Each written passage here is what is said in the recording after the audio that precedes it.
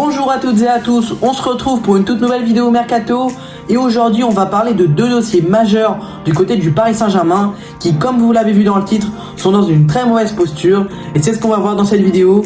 Mais avant qu'on rentre dans le vif du sujet, je t'invite à t'abonner à la chaîne et à activer la cloche de notification pour ne rien louper des vidéos quotidiennes qui sortent sur cette période de Mercato. Et sur ce, on commence sans plus tarder. On va commencer par le dossier Bernardo Silva qui depuis quelques semaines n'avance pas beaucoup, pour ne pas dire que les espoirs de voir le Portugais rejoindre la capitale deviennent de plus en plus minces. Dernièrement, on avait déjà appris que Bernardo Silva avait donné sa priorité au FC Barcelone et qu'il leur a même poussé en coulisses pour que la direction de Manchester City accélère les négociations, mais les deux clubs n'arrivaient pas à s'aligner sur le prix du transfert. Et donc forcément dans le même temps, il aurait demandé à son agent de stopper les discussions avec le Paris Saint-Germain. Donc déjà le dossier était assez compromis il y a quelques jours, mais l'événement qui vient encore plus compliquer un potentiel transfert de Bernardo au PSG, c'est le départ de Riyad Mahrez du côté de l'Arabie Saoudite. Et clairement ce départ qui n'était pas forcément prévu aurait complètement changé le point de vue des Sky Blues sur le dossier, qui voudrait désormais garder coûte que coûte l'ancien monégasque, car après les départs de Gundogan et Mahrez, Guardiola aimerait conserver les cadres sur le secteur offensif, et Bernardo Silva est bien évidemment un élément clé de son système de jeu depuis son arrivée dans le nord de l'Angleterre. Et donc ça, plus le fait que le joueur ne semble pas trop emballé par un transfert au Paris Saint-Germain, ça met quasiment fin aux espoirs des derniers champions de France de s'attacher les services du magicien portugais.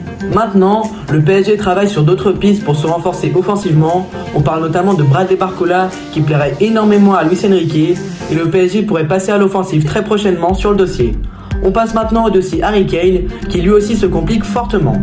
Et pourtant, la tendance récente nous permettait de croire à une arrivée du buteur anglais dans la capitale, étant donné que les négociations se compliquaient entre Tottenham et le Bayern Munich, notamment à cause du montant du transfert et de la déclaration du président d'honneur du Bayern, assez provocatrice, qui avait contrarié le président des Spurs. En plus, on nous informait que ce dernier entretenait de bonnes relations avec la direction du Paris Saint-Germain et que Kane n'était plus si fermé que ça à une arrivée dans le club de la capitale. Sauf qu'on apprend aujourd'hui que le joueur voudrait rejoindre uniquement le Bayern Munich et qu'il n'est plus du tout intéressé par le Paris Saint-Germain.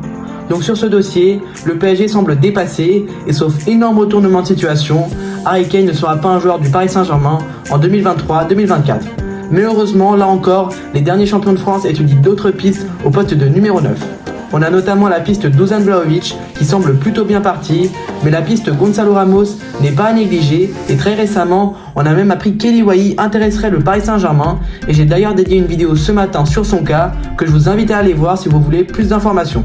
Donc si je résume, les pistes Bernardo Silva et Harry Kane sont vraisemblablement plus que compromises, mais on devrait tout de même voir arriver au minimum 2 joueurs offensifs du côté du Paris Saint-Germain d'ici la fin du mercato.